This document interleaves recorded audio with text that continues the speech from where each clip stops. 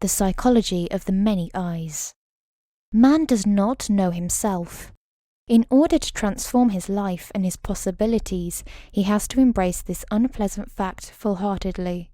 Keep in mind, though, that one cannot transform unless one is prepared to be wrong and acknowledge it. First of all, what man must acknowledge that he is not one, he is many. He has not one permanent and unchangeable I or ego. He is always different. One moment he is this, another moment he is another. The third moment he is a third, and so on, almost without an end. This is a very powerful illusion, not very surprising considering that we have one body and one name. On the inside, though, we are a manifold of opinions, feelings, and moods that can change hats within seconds. One moment we say one thing like we really mean it, and the next moment we contradict ourselves without hesitation. One moment we promise to be loving, and the next moment we have forgotten all about it. This is the working of all the different little I's that our personality is made of, because each of these little I's depend on the change in external circumstances. And on the change of impressions, you come to understand why man cannot do, and why the fourth way considers man as he is a stimulus response machine. Man is comprised of many little I's, each of which represent a very small part of his brain, mind, or intelligence, but each of these little I's means itself to represent the whole I. Man is saying I as to every single little I, which accounts for all the many contradictions in his life.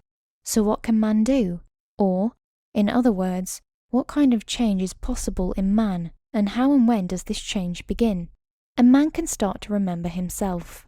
Start being aware of his manifold and his inability to do. He can start to see that he is in fact a machine by becoming conscious of his machineness. But what is consciousness? Applied to the question of consciousness, it means that only man himself can know if his consciousness exists at the moment or not.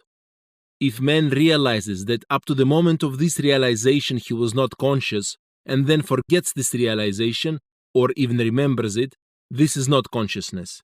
It is only memory of a strong realization. The common notions about consciousness is that you are either conscious or not. Some modern schools of psychology even deny consciousness altogether. Other schools of thought confuse thoughts, feelings, moving impulses, and sensations for states of consciousness, all the while mistaking consciousness for psychic functions. The fourth way distinguishes quite visible and observable degrees of consciousness. Man is not conscious of himself.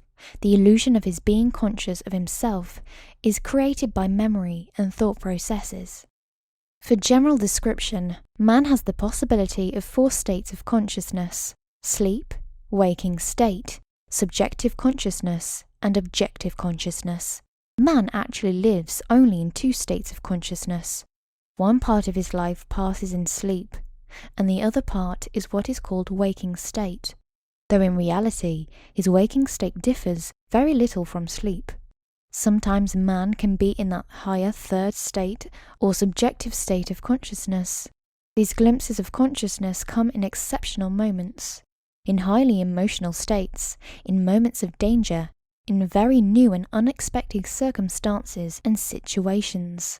The question arises, is it possible to acquire command over these fleeting moments of consciousness, to evoke them more often, and to keep them longer, or even make them permanent? In other words, is it possible to become conscious? For with right methods and the right efforts, man can acquire more control of consciousness, and can become conscious of himself with all that it implies. It all starts with observing one's thought, feelings, and actions, but not from an ordinary perspective. That would not give you any new results. The fourth way is a system of concepts and ideas that one can use as lenses to observe one's life. A new way of looking is the only way that might give you access to a new you and the possibility of evolution of your consciousness.